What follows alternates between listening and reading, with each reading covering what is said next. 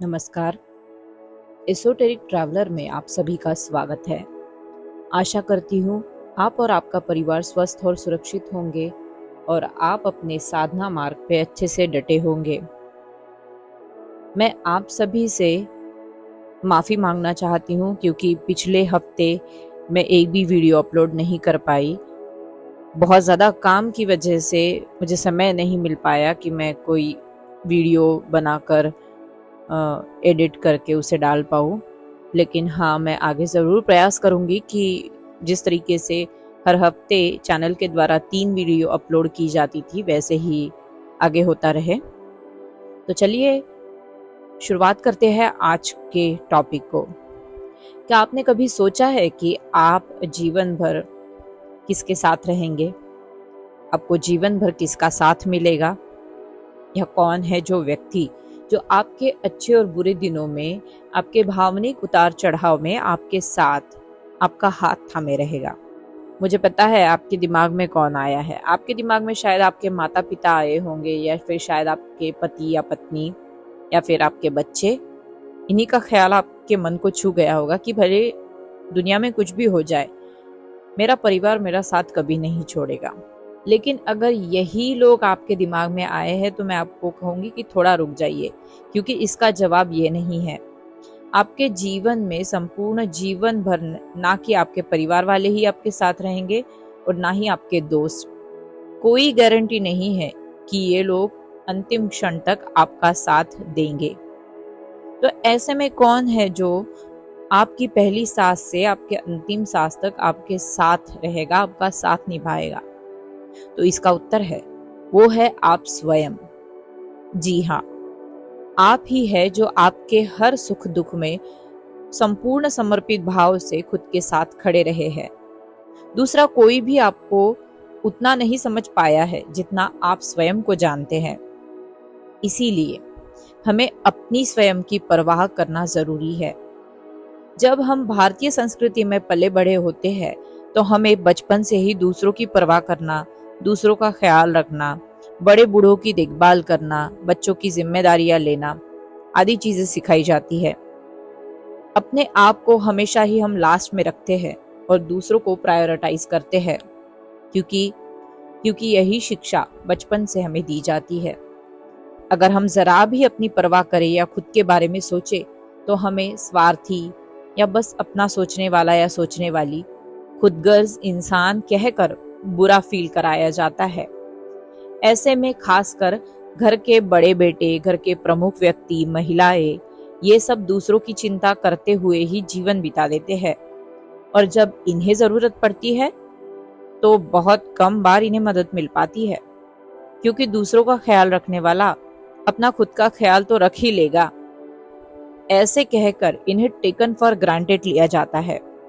भारत की संस्कृति में जहां हमें हमेशा अपने पहले दूसरों को रखने की शिक्षा दी जाती है, ऐसे संस्कृति में सेल्फ लव का कॉन्सेप्ट जो है वो हजम ही नहीं हो पाता। सेल्फ लव को स्वार्थपूर्ण व्यवहार कह के डिग्रेड किया जाता है, जबकि अध्यात्म पूर्ण तरह से सेल्फ लव के ऊपर ही निर्भर करता है।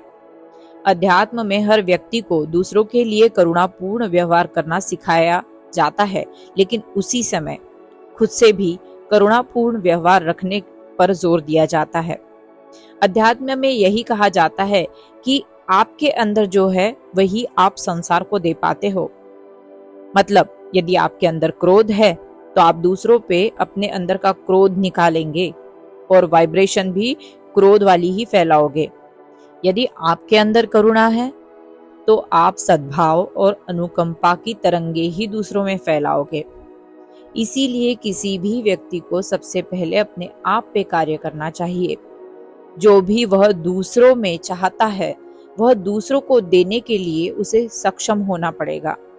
इसीलिए आप यदि दूसरों से प्रेम चाहते हैं तो दूसरों को प्रेम देना होगा। दूसरों को प्रेम देने के लिए आप में प्रेम भी होना आवश्यक है। इसीलिए आपको खुद को प्रेम करना होगा, ताकि आप अपना प्रेम का भरा प्याला जो है वो दूसरों में बांट सके।